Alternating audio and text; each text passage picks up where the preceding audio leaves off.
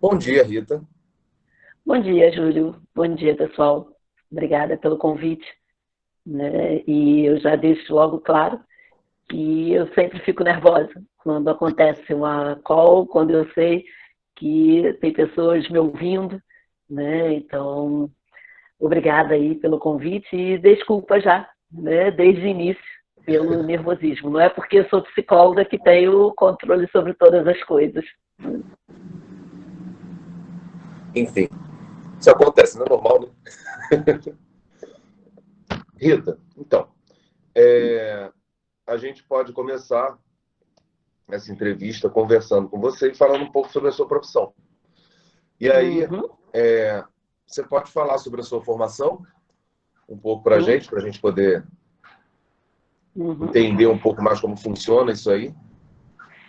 Então, é, o que acontece? Né? Na faculdade de psicologia, são 5 anos.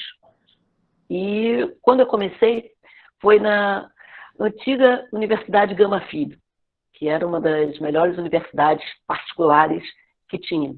Eu tive bolsa, né? Eu era bolsista da Gama Filho, e durante esses 5 anos, né, foi muito fácil para mim. Por que fácil? Porque eu já entrei na faculdade apaixonada. Então, eu vou fazer um pouquinho da história de como que eu cheguei lá, né? De como que eu cheguei na psicologia. Pode ser, Júlio? Pode, à vontade. Então, eu estudei sempre em escola pública e sempre tive paixão por gente, por ajudar, por entender a outra pessoa. Mas também gostava de números, amo livros. E aí, durante o primeiro grau, segundo grau, né, que era antigo primário, ginásio, eu pensei, acho que eu vou ser professora de matemática. Gosto de matemática bastante e vou ser professora de matemática, então vou ter contato com muitas pessoas. Depois pensei, não, acho que eu vou fazer biblioteconomia, porque eu vou viver enfiada nos livros. E aí, quando eu pensei isso, eu falei, gente, mas e a interação? E aí, por fim, pensei em ser médica. Falei, bem, vou fazer medicina. A psicologia era algo que me chamava, mas ainda não era aquele chamado de Rita, você será psicóloga. Não. Eu pensei, vou fazer medicina.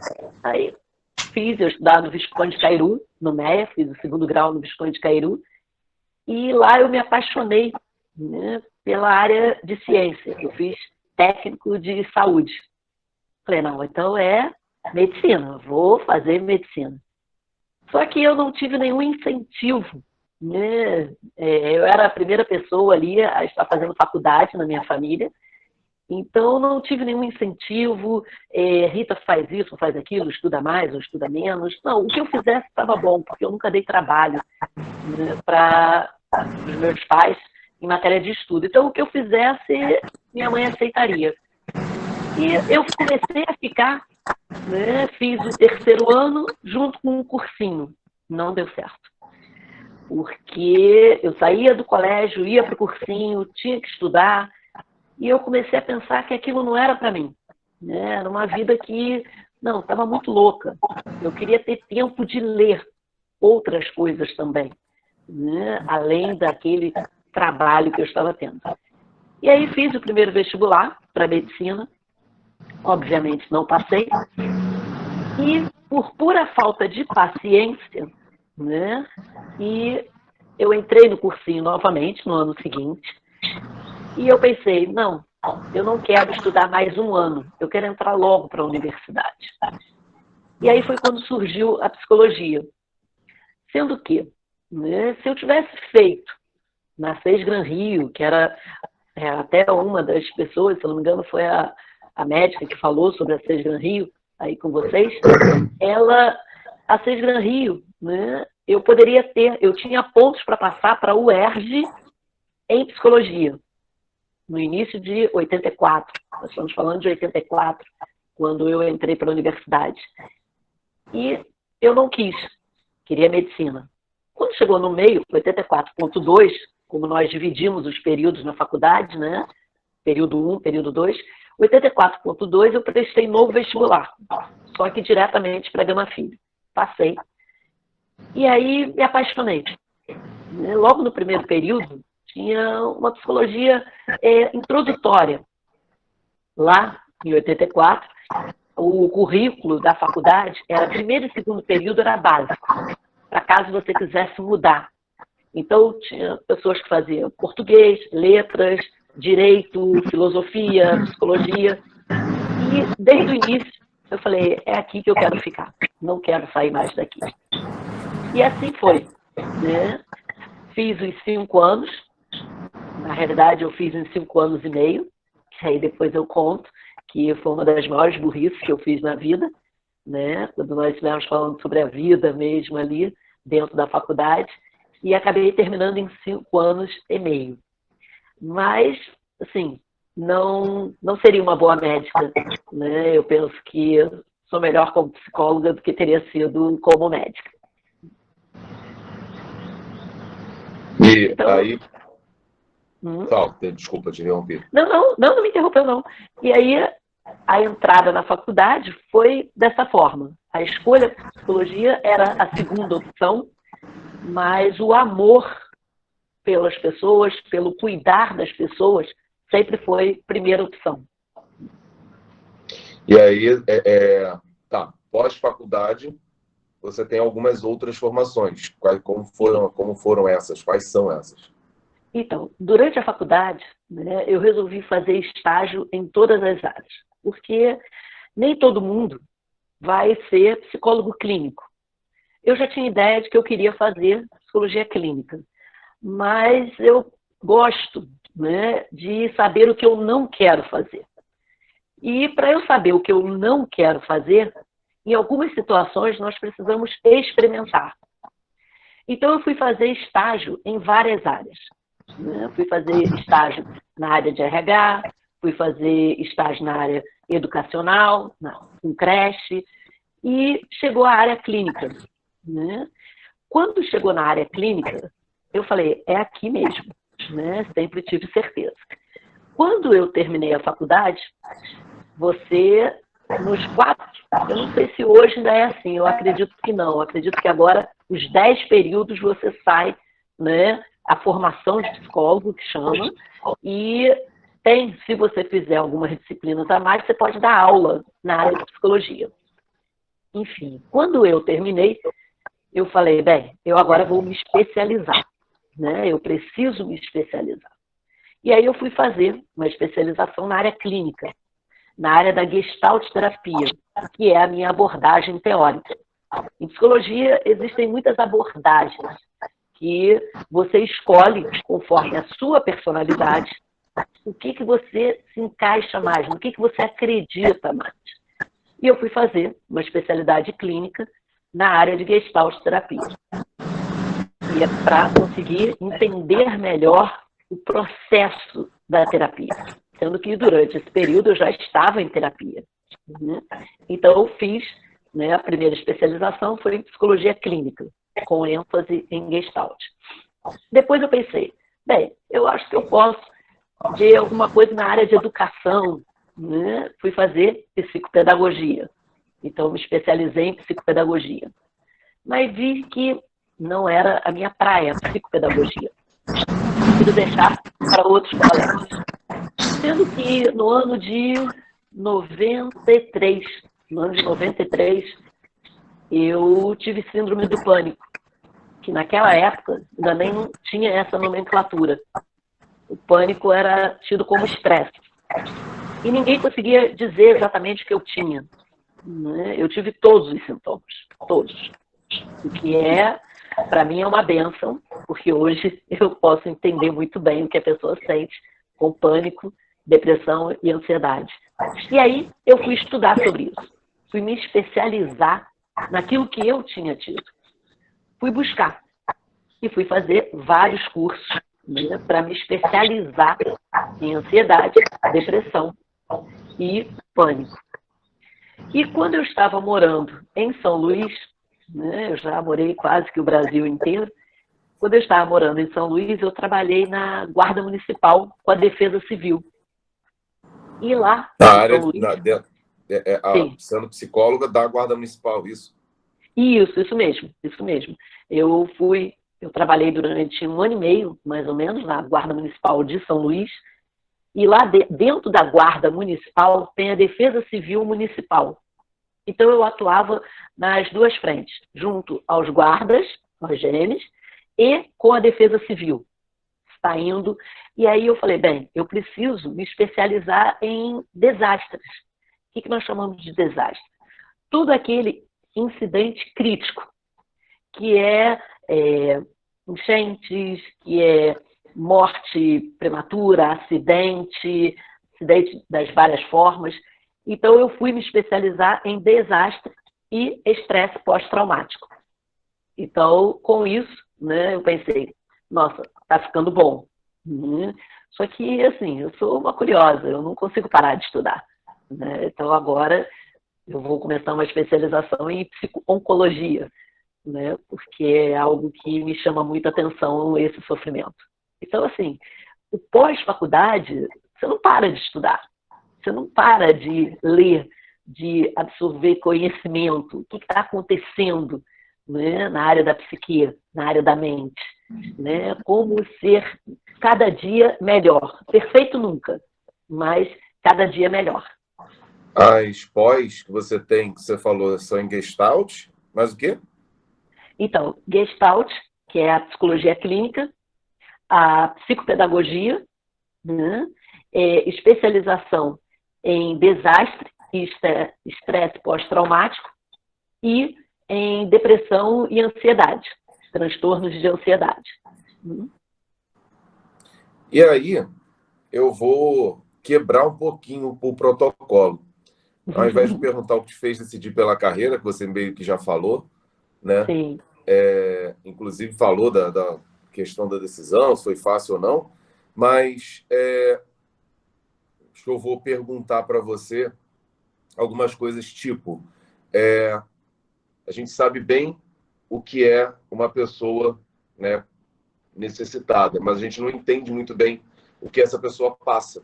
E eu queria saber, assim, como é você tratar de uma pessoa que, por exemplo, teve um estresse, algo pós-traumático, por exemplo. Okay. Você, como psicóloga, né, como você consegue lidar com diversas pessoas? Assim, você é aquela coisa que a gente vê no filme, de sentar, cruzar a perna, pegar o caderninho e a pessoa começar a chorar no banco? Ou como é mais isso? Então, eu não anoto nada, né? E os meus pacientes, eles falam, mas Rita, como é que você grava tudo? Né? Porque eu digo que eu tenho uma memória, né? Ela é muito seletiva.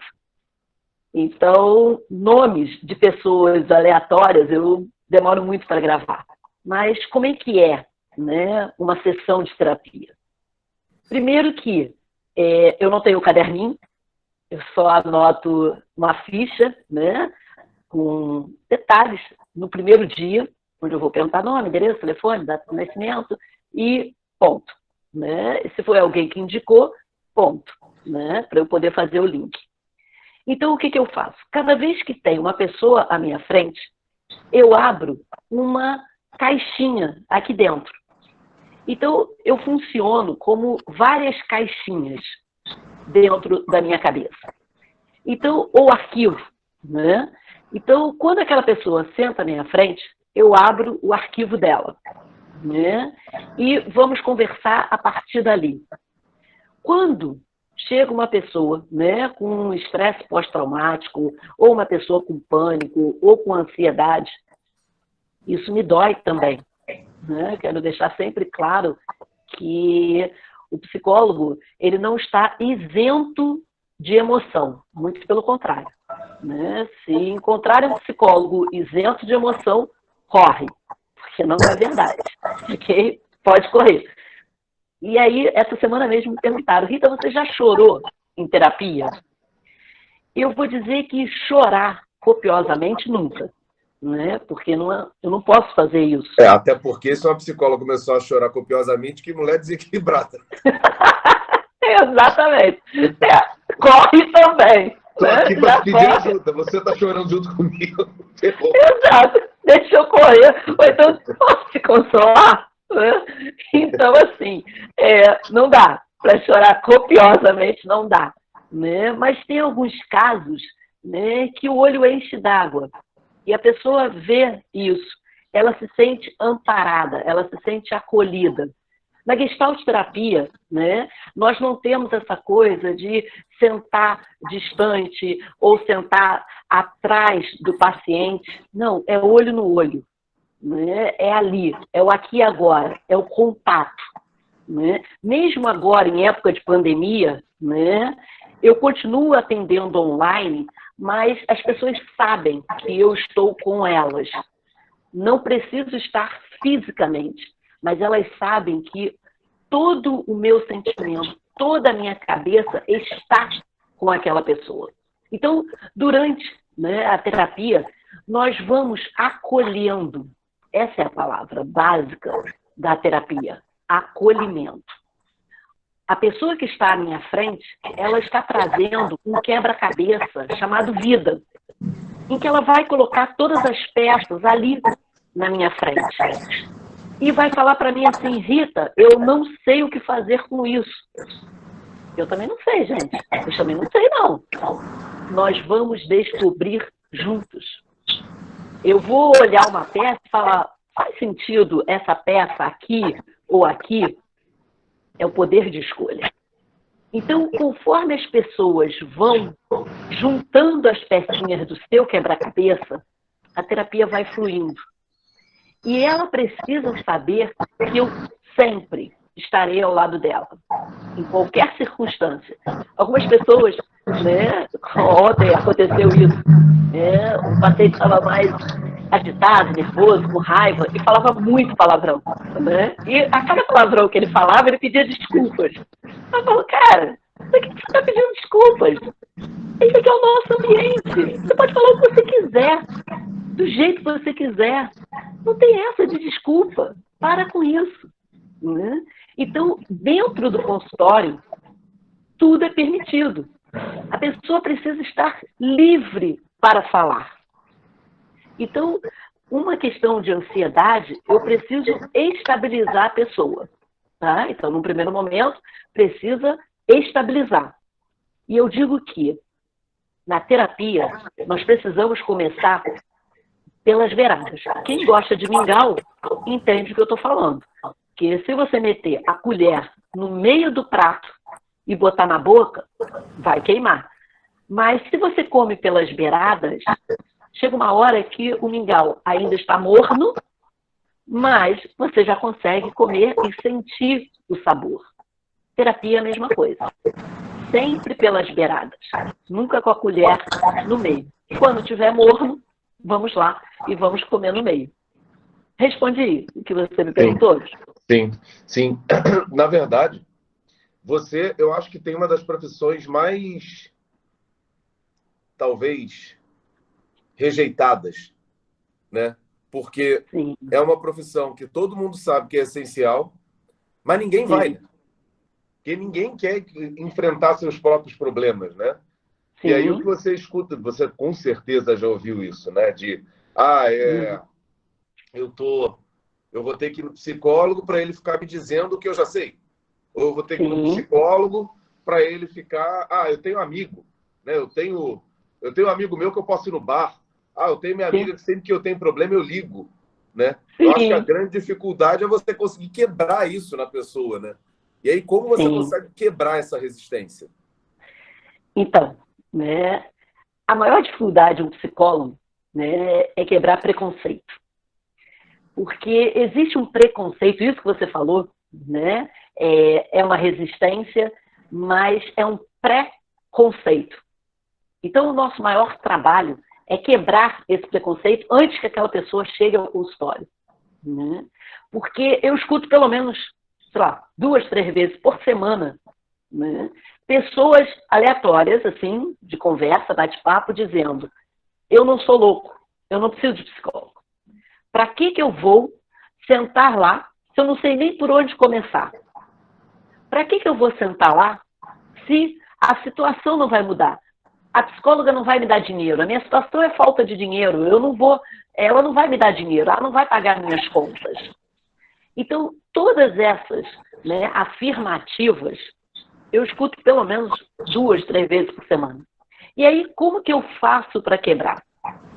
Primeiro que eu só atendo quem efetivamente quer ser atendido e ainda pode não estar pronto para a mudança, mas ele tem a noção de que ele quer. Porque a pior coisa que pode existir, né, é uma pessoa ir ao psicólogo porque pai, mãe, marido, esposa, amigo falou, não, vai. E a pessoa chega lá, senta à minha frente e fala, não, eu estou aqui só porque a minha mãe mandou. E eu converso com aquela pessoa e peço para ela pensar, porque eu não vou atender. Não tem dinheiro no mundo que me faça atender uma pessoa que não quer ser atendida. Não adianta. Né? Eu já fiz isso, podemos dizer que eu faço agora, no final do ano, 30 anos de formada. Então, quando a pessoa chega, ela já chega ali, né, com um desejo de ver algo acontecer.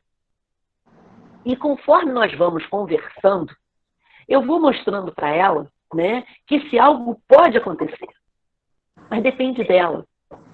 E é lindo, né? É lindo quando a pessoa se transforma, quando a pessoa se descobre. Eu tenho uma paciente hoje, ela está comigo há 2 anos. Né? Ela passou uns 6 meses afastada, hoje ela voltou. E ela chegou lá no consultório, há 2 anos atrás, falando exatamente isso, Júlio. Olha só, eu só vim, né, porque a minha esposa disse que eu preciso, senão o casamento vai acabar. Ela disse que não me suporta mais do jeito que eu estou. Mas eu não acredito muito nisso não, viu? Então, vamos lá, vamos ver o que você vai fazer. Eu falei, eu? Não faço nada. Quem vai fazer somos nós. Não existe eu na terapia, existe nós. Então vai depender muito de você também. E aí nós começamos a conversar. Né? Ela está comigo há 2 anos, já indicou todas as amigas dela para estarem, porque hoje ela é a maior fã da terapia. E hoje ela fala, né, Rita, por que eu não descobri isso antes? Eu falei, por que não era a hora? Né? É simples assim. Você só descobre quando é a hora. Infelizmente, a maioria das pessoas espera doer para procurar um psicólogo. E aí, nós vamos ter que comer pela beirada. Não tem jeito. Então, é através de mostrar que todos nós precisamos de um psicólogo. Só que algumas pessoas têm coragem de enfrentar essa necessidade. Outras arranjam desculpas. Tempo e dinheiro são as desculpas mais usadas para não se ir a um psicólogo. E aí, falando um pouco da sua vida acadêmica, até para fazer um link com a outra pergunta que eu queria fazer, dentro da sua vida acadêmica, como foi?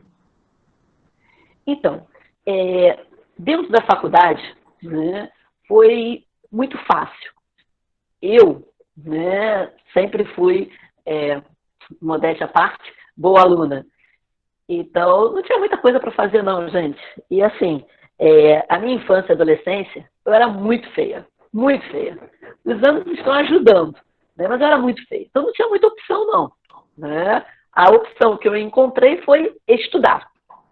E aí, dentro da faculdade, o que eu fiz? Estudei. Só que eu amava aquilo. Cada disciplina nova, né, era um universo à minha frente que eu ia ficando apaixonada. E aí tem um fato curioso, né? Eu nunca fiquei reprovada na vida. Mas durante a faculdade, tinha uma disciplina chamada neuroanatomia. Pedi para morrer nessa disciplina. E aí, fui fazer a disciplina, parte teórica e parte prática. Né? Na parte prática, eu não entendia nada, né? Eu decorava, né? Porque era questão de cérebro, bulbo, cerebelo, espinha, enfim, detalhes, né? E aí teve a prova, né? A média para passar no Gama Filho era 7. E eu fui para a prova prática. Foi numa sala dessas assim altas, igual a gente vê em filme mesmo, né? Aquelas salas altas, com o quadro lá embaixo. E esse professor escreveu a prova no quadro. E eu tive que descer, toda a turma desceu para copiar a prova. E a burrinha aqui, pelo menos perante os meus colegas, não teve coragem de voltar para o lugar anterior. Porque todos voltaram para colar. Né? Todo mundo foi para trás para poder colar. Porque ninguém sabia nada. Poucos, assim, eu diria que na minha turma, né, tinha uns 50, eu acho que só uma menina entendia daquilo. Né? De resto, ninguém sabia nada dessa disciplina. E todos prepararam cola, né? E foram para trás. Porque o professor ficava lá na frente. Na realidade, ele sabia que ninguém entendia nada. Eu quero deixar isso bem claro. O professor sabia e ele meio que autorizou a cola. Porque ele saía da sala, ele ia dar uma volta, depois voltava. E Rita aqui, né, não teve coragem de ir para trás, para colar. Eu não sabia colar, gente. Eu não tinha a mínima ideia, né, de essa questão de cola. E fiquei, né, sentada ali na primeira fileira. Eu, o quadro e o professor. Né? O que aconteceu? Óbvio que eu fiquei independente. Óbvio que eu reprovei na disciplina. Né? E todo mundo falava, mas Rita, por que você não subiu? Por que você não colou? Gente, eu não sei fazer isso. Eu não vou aprender, eu não sei. Eu continuo não sabendo. Né? E aí foi a única, né, matéria que eu reprovei na faculdade, porque eu não colei. No ano seguinte, fiz com os mesmos professores, que era o meu pânico, fazer com os mesmos, e fiz. Né? E assim, já tem tanto tempo, mas o nome deles eu não esqueço. Era Denise, na parte prática, e Luiz Querolim, né, na parte teórica. E fiz com eles de novo. Não aprendi nada de novo. Mas eu acho que a Denise teve pena de mim, né, e me passou ali na média. Porque foi por pena. Não foi porque eu acertei tudo, não. É que ela torceu ali a minha prova e me deu os pontos que eu precisava e eu passei. E um outro fato curioso na faculdade é que eu já estava no 7º período. Né? Então, eu tinha formatura no 8º, que antes era assim, formatura no 8º período, seria a colação mesmo, ser psicólogo, mas eu não poderia clinicar. E o 9º e o 10º, que era a formação de psicólogo. Então, mais ou menos no 7º período, eu me mudei. Eu fui morar em São Pedro da Aldeia. E foi uma das grandes burrices que eu fiz, porque eu abandonei a faculdade. Eu saí. Eu falei, eu não estou dando conta. Então, em vez de eu trancar a faculdade, isso é uma coisa importante, pessoal, né? Se você não vai fazer um período, tranque. Mas não tinha esse entendimento. E eu abandonei.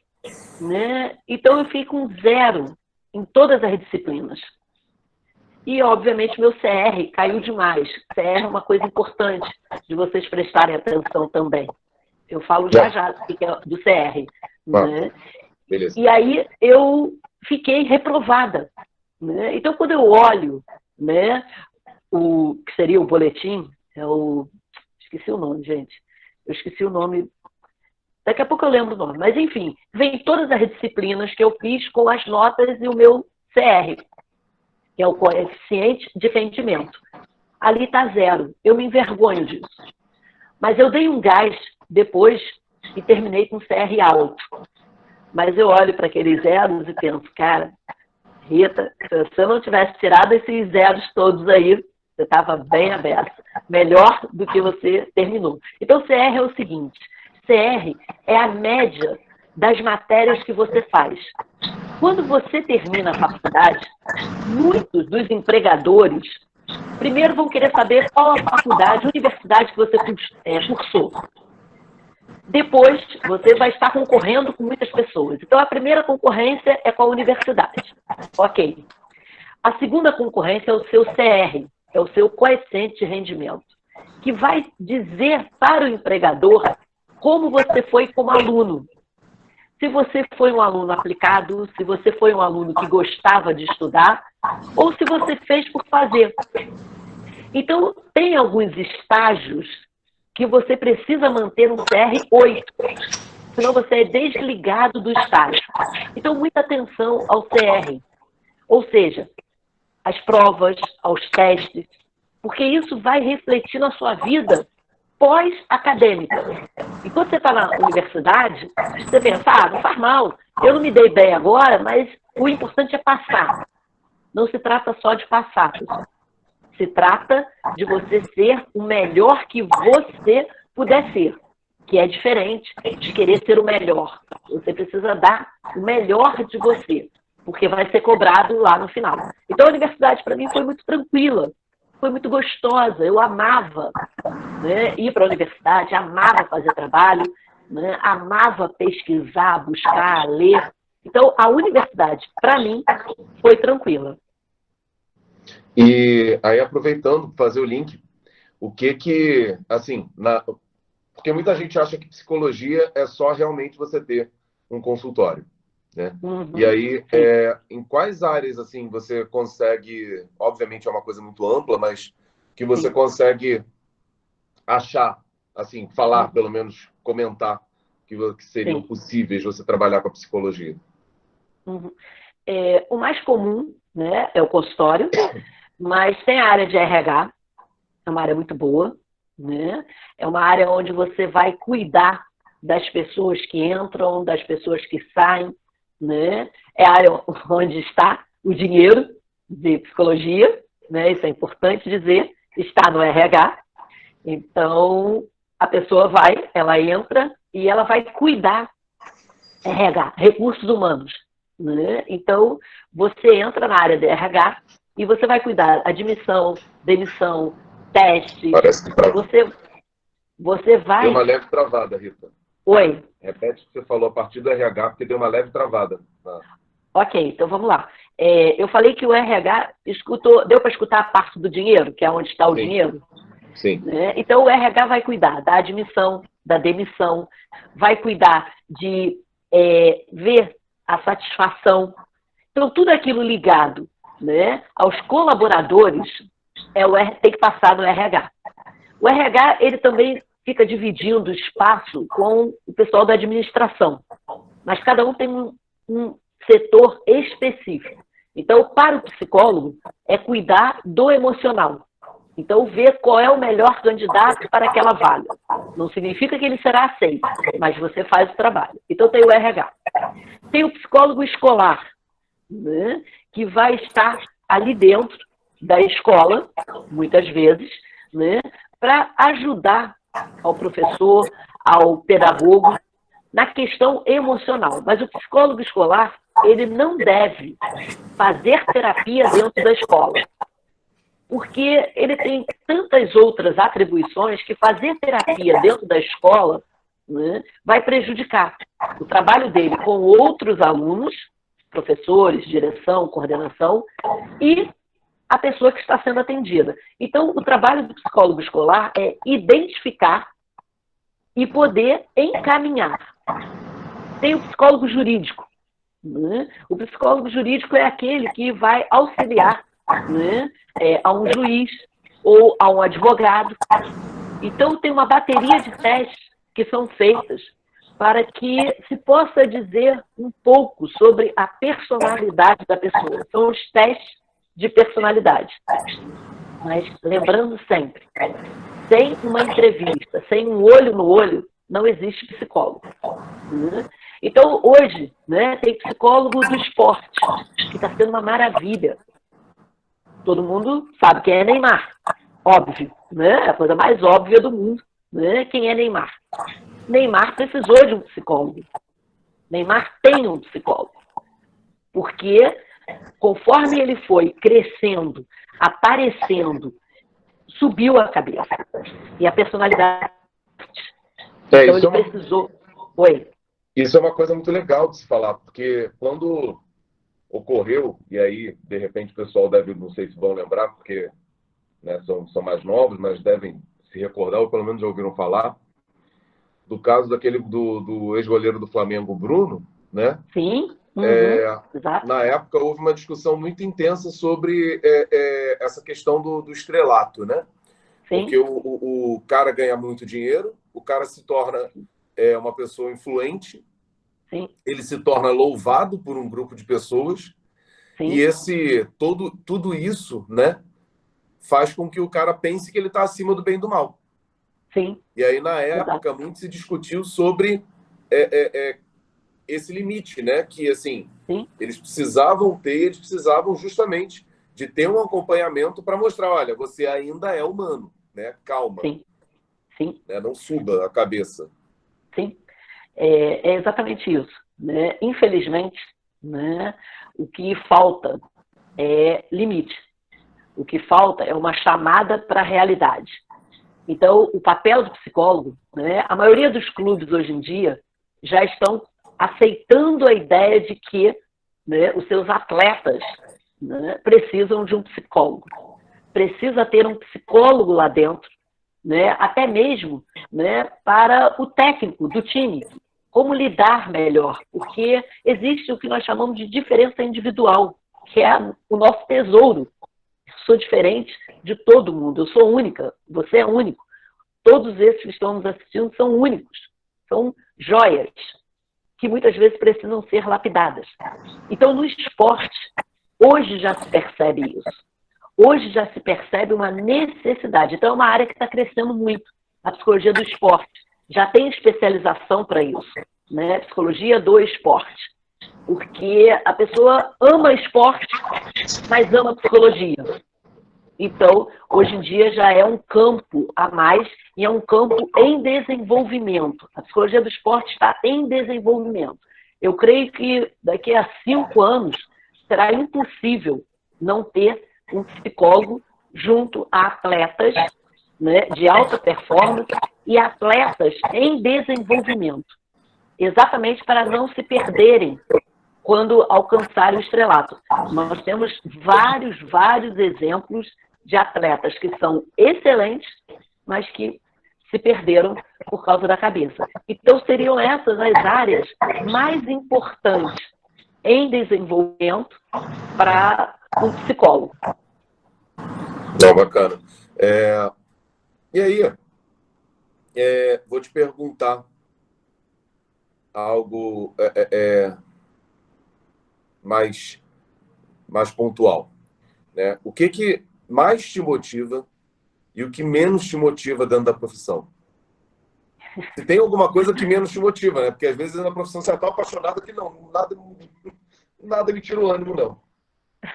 Então, tem, né? Eu vou começar pelo que menos me motiva, porque é um ponto muito específico. É o preconceito, né? Isso me arrasa, né? Isso me desanima bastante, né? O preconceito. Saber, né, que ainda estamos muito longe, né? Estamos caminhando e caminhando rápido para vencer preconceitos. Mas quando eu encontro alguém dentro do consultório com a mente cheia de preconceitos, né, eu pelo menos penso, né, ai, que bom que chegou até aqui. Mas me desmotiva bastante. Uma outra coisa que, assim, eu posso dizer que é chatinha, né? Não chega a ser desmotivador, não, mas é chatinho. É a falsa ideia, e não tem a ver com preconceito. Preconceito é algo que a pessoa acha que atinge ela, tá? É o fato das pessoas terem uma ideia distorcida do psicólogo. Então, tipo assim, se eu falo que sou psicóloga, primeiro a pessoa quer conselho. Gente, não existe conselho. Como o Júlio falou bem no início, né? Uma das coisas, não, eu peço conselho a um amigo, eu peço conselho aqui ou ali. Ok, beleza. Né? Mas psicólogo não pode dar conselho, porque é texto fora do contexto. Então, se você fala para mim, Rita, eu briguei com a minha parceira, né? O que eu faço? Ah, não sei, gente. Como é que eu vou saber? Eu não sei se você, de repente, provocou a briga. Aí vou eu dizer, né, que a pessoa lá está errada. Nunca, né? Então, isso é chatinho, né? A outra coisa chatinha é achar que o psicólogo está analisando todo mundo. Não existe isso, né? Não existe essa coisa de eu estar sentada na minha hora de lazer, batendo papo com alguém e estou ali analisando. Não, não tem cabeça para isso. Lembra que eu falei que eu tenho uma memória seletiva, não é isso? Então, se eu tenho uma memória seletiva, eu não posso ficar analisando cada ser humano que chega à minha frente. Até porque teus amigos vão ter um pavor de você, né? Falar, não vou falar nada, não, porque senão Rita vai me analisar e eu vou sair daqui arrasado. Exato, exatamente isso. Eu ia ser solitária, né, se eu fizesse isso. Então eu não faço, né? Eu não faço. E assim, me deixa desanimada quando alguém fala isso. Né? Ah, todo psicólogo fica analisando a gente.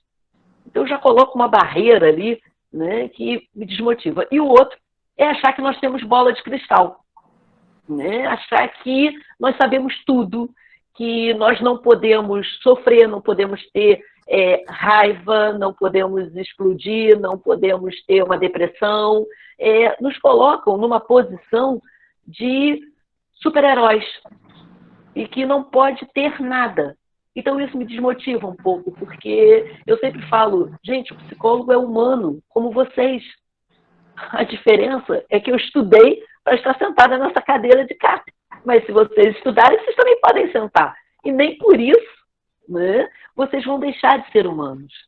Então isso me desmotiva. Né? E eu sempre brinco, né? Olha, a minha bola de cristal quebrou e ainda não chegou a nova. Então vamos partir do princípio que você tem que me falar as coisas. Então isso me desmotiva um pouco. Tá? Agora, o que me motiva? Aí é fácil. Né? O que me motiva é fácil. É o crescimento. Né? O que me motiva é ver uma pessoa chegar quebrada, em cacos, e sair inteira. Porque ela conseguiu. Ela mergulhou dentro dela. Ela chegar para mim e falar, Rita, essa semana eu dormi bem a semana inteira, não tem preço. Não tem preço. Porque eu tenho um orgulho tão grande de cada paciente meu, porque eu sei das batalhas. Né? Então, volta e meia, eu ligo para um, ligo para outro, mando uma mensagem durante a semana. Né? O meu WhatsApp está sempre aberto. Né? Eles sabem que podem me procurar a qualquer hora do dia, da noite, né? No meio de uma crise. Eles nunca estão sozinhos. E eles sabem disso. Então, é isso que me motiva. Né? É ver o crescimento, é ver o contato que a pessoa faz, é o reconhecimento dela como pessoa. Não tem preço, Júlio. Isso Sim. não tem preço. Não? Eu imagino. Já é legal quando você está conversando com um amigo, ele está triste, ele sai feliz, que dirá conseguir Sim. fazer a construção, ajudar a pessoa a construir, né? Deve Sim. ser realmente fantástico. Enfim, Isso. Rita, a gente está chegando ao fim, né? Sim. E aí, queria te pedir para você deixar algum recado para os alunos que querem seguir a tua profissão. E também queria te pedir uma outra coisa, antes de abrir para as perguntas para eles. Que assim, meus alunos estão depressivos, tristes, pressionados. O Enem, que ia ser em maio, que muitos deles votaram, vai ser em janeiro. Então, assim, além do que você pode dizer enfim, para quem for seguir a sua profissão, também gostaria de saber o que você tem a dizer para eles que estão nessa situação extremamente atípica, né? Sim. E extremamente pressionados por eles mesmos. Sim, verdade. Essa é a frase. Pressionado por eles mesmos. Então, vamos lá. O recado, né, para quem pensa em fazer psicologia, faça. Não pense em ficar rico. Pense em pagar suas contas e ter algum dinheiro para algo além. Mas não pense em ficar rico. Não pense em dinheiro. Você está lidando com vidas. Você está lidando com outro ser. Não tem dinheiro que pague. Então, quando você estiver diante de uma pessoa que você queira seguir, né, você precisa olhar para você e falar: eu vou aceitar atender alguém e não receber nada? Ou o dinheiro é muito importante para mim? Porque se o dinheiro for, né, eu quero ficar rico porque eu quero viajar para a Europa todo ano. No início da carreira, você não vai sair nem do Rio de Janeiro, né? Porque você tem que trabalhar demais, você tem que ler demais. Então, no máximo, você vai passar um final de semana na praia. Mas viajar para a Europa, se você não tem dinheiro de família, se o dinheiro é só da terapia, da psicologia, você não vai. Então, não faça. Mas se você sente o chamado, né, faça.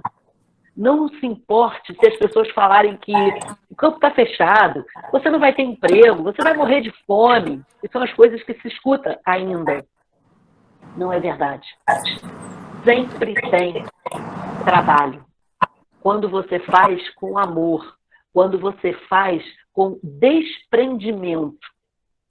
Porque eu conheço muitos psicólogos que estão com o consultório vazio. Não são bons psicólogos? São. Mas eles querem ganhar 150 a 200 reais numa consulta. Imagina, em plena pandemia. Pessoas perdendo o emprego. Pessoas que não têm o que comer dentro de casa. Como que se cobra 200 reais uma consulta, gente? Não existe isso. Então, se você, né, que é um direito seu, ok, gente? Não tem essa coisa de que, Rita, o meu direito é cobrar 200 reais, eu estudei tanto, ok, eu não vejo nada demais. Mas não se deixe levar pelas palavras externas ao seu desejo, ao seu coração. Ao longo desses 30 anos, só para fazer um parênteses, né, eu já posso dizer, entre aspas, né, formei vários psicólogos. Né? Inclusive a minha filha faz psicologia. Porque as pessoas veem que é por amor. Se não for por amor, não vale. E para as pessoas, né, para os alunos agora, que estão passando por esse momento, né, veja bem, todos nós, né, precisamos ter a consciência do nosso limite. E eu dou sempre a seguinte dica. Existem 2 limites na nossa vida. Esse primeiro, né, que é onde nós devemos ficar. Existe uma água aqui e existe esse limite que te leva ao abismo. Imagina uma cachoeira. Imagina que aqui está a mata, aqui tem uma piscininha e aqui vai ter uma cachoeira gigante. Se você cair, você vai morrer. Não tem chance. Então, nós precisamos entender, para vocês que estão, né, ansiedade, depressão, tristeza, veja aonde você se encontra. Qual é o limite que você precisa se dar? Qual é a questão de cobrança interna que está passando dessa aguinha aqui e está se aproximando desse limite aqui, que vai te levar a um desespero? Então, nesse momento em que você vê adiado um Enem, que você vê adiado um sonho, olhe pelo lado do ganho. Porque tudo, absolutamente tudo na vida são perdas e ganhos. Então, quando eu perco alguma coisa, eu preciso buscar o ganho. Então, de repente, o fato de fazer Enem só em janeiro te atrasa alguns meses? Sim, te atrasa.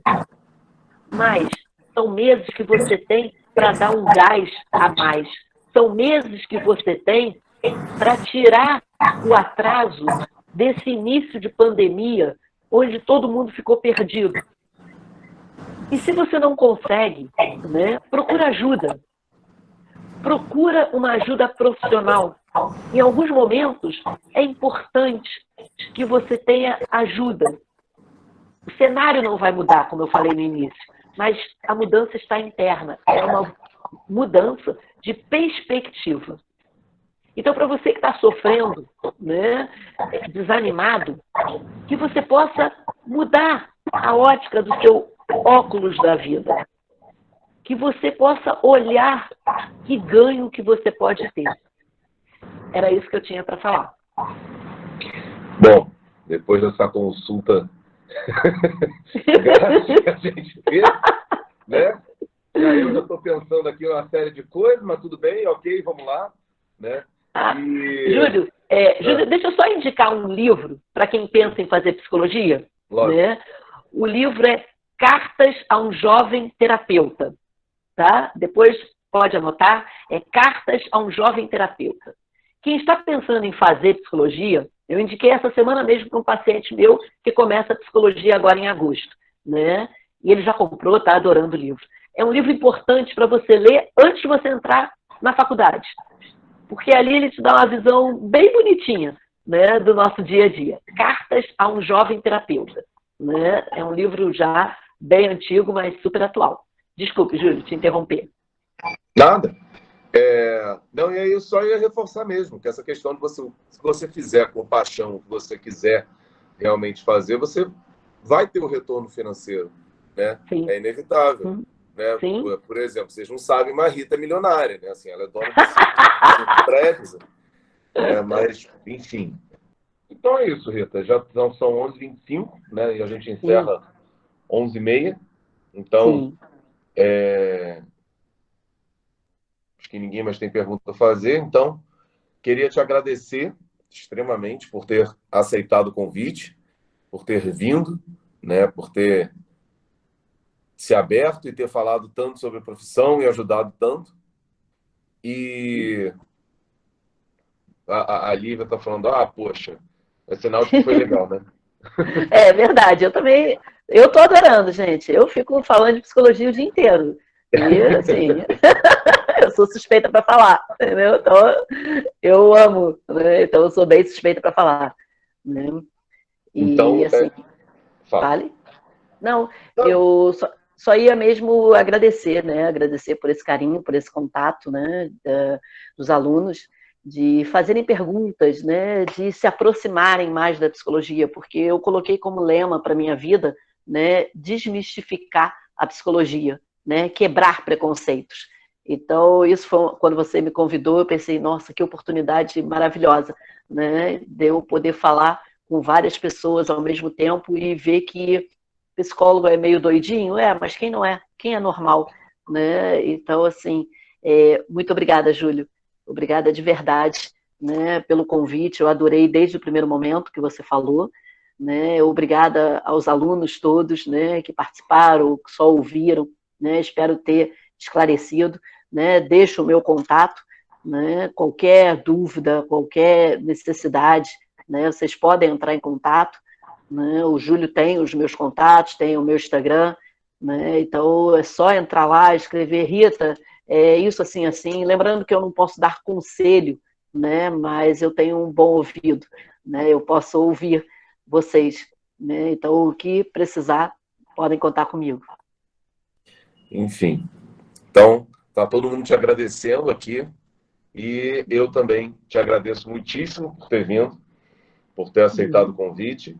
E como aí, obrigado, grande dia. Mas